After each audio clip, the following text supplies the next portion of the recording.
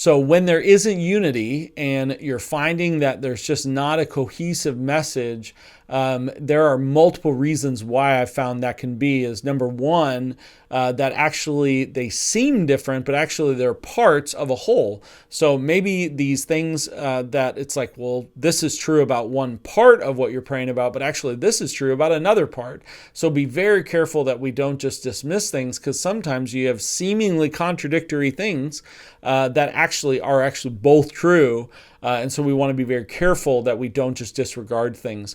We have a really funny time where I'll pray and with someone, and I'll hear no, not now, and they will get yes later. And so, there's times where it's like, well, actually, both can be true. It could be you're no, don't do it, because it's not the right time. But yes, you are going to do it on a later basis. So think about that in relation to how people will share.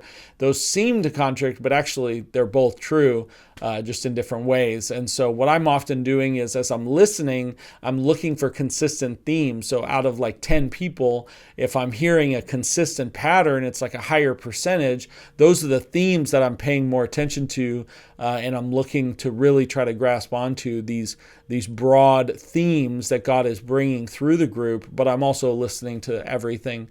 We want to actually listen. So like just even the strength of it, that there's this sense of like, oh man, I had, this is really what came to me really clearly. And then other people, it may be, oh, it was a bit vague, but I was thinking that. I'm listening to that as well. But ultimately, I'm trying to preserve the unity of the Spirit through the bond of peace. As we go. So again, if there isn't unity, there's a number of reasons as to why that is. And sometimes there could be biases or distractions or things who have a really strong opinion. So what I want to encourage you to do is, there may be a time where you're like, hey, I just don't feel like we're all on the same page. Stop. Go back, take time to prepare your heart. Maybe ask everybody, be like, hey, do you guys feel like we need to just stop and just surrender our own preferences, our own biases? And do you want to just invite the Lord again to come and just search our hearts, but don't heavy hand, don't accuse.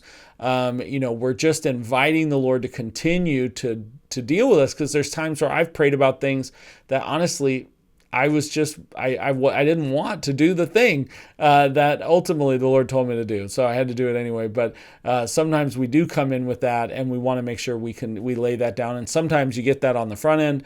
But when you find, man, I just feel like there's some blockages, it's fine to go back and do that, as long as you don't, throw people under the bus.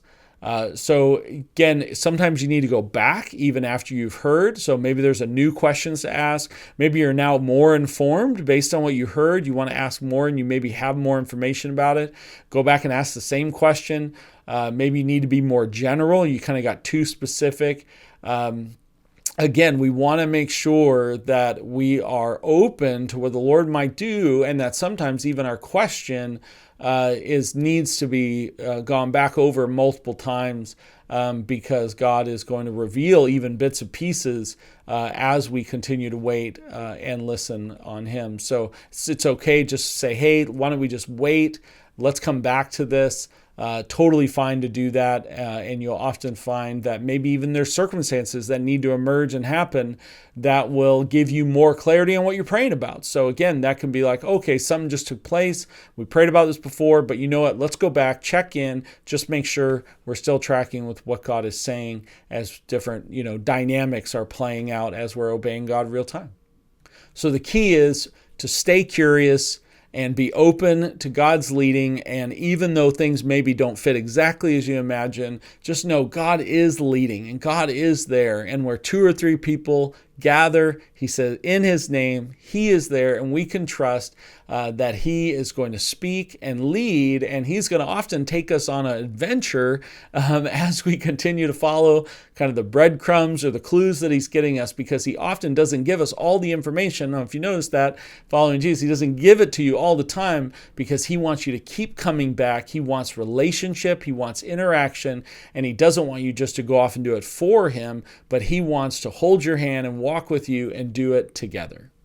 All right, so you've taken time and you've heard from God together. You've written it down. You've processed it. you're looking for themes. And again, during these times, this is a great time to pray and to really intercede, kind of pray back what God said, and continue to even go back and wait on the Lord more and ask questions and continue to dialogue with God, so that we can not just ask the what, but the how and the when and the where and the who and all the other questions. And if you really are, don't have a bad attitude and want to do whatever he says, you can even ask him the why. Not like, why God, but he's okay with that too. But man, to be able to even understand not just what he's asking you, but his ways. And that's what we want to be leaning into. And so again, as we're continually going back to the Lord, God's going to give you clarity, and it's going to be you're going to step into what he's asking you to do with faith, that you are diligent to seek him. And so in light of all that, there's times where you need to be able to follow up. You need to go back over some things.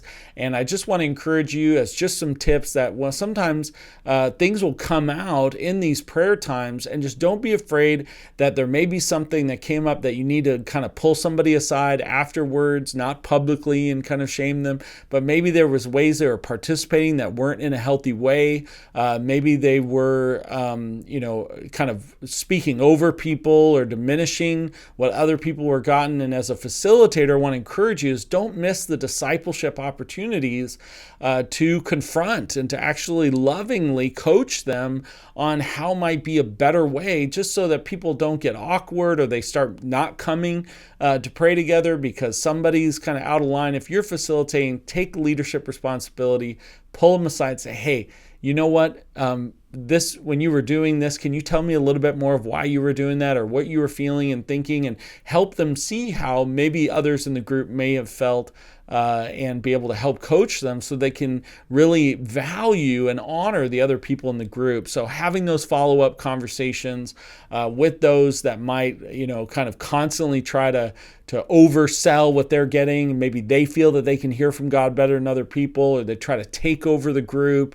And so again, to be able to come alongside them and champion them, but also coach them that maybe they need to spend more time really honoring and listening to what other people are getting in the group, and not just try to heavy hand everybody. So again, you're going to have people who are going to struggle at times with this, but let's just take the pressure off them and say, hey, you know what? If you didn't get anything, it's okay. Offer to even meet with them individually and pray together and help support them as they seek to really hear God consistently and biblically, as we're all on a journey in that way. And so again, I think that's a great thing where we can really walk with people well. And just remember, it's about people over clarity. You can have all knowledge, but if you don't have love, you are a clanging cymbal. You're nothing, and we want to make sure that we don't do that. And so again, we want to love these people and help them feel a safe place to practice hearing God without judgment, without condemnation.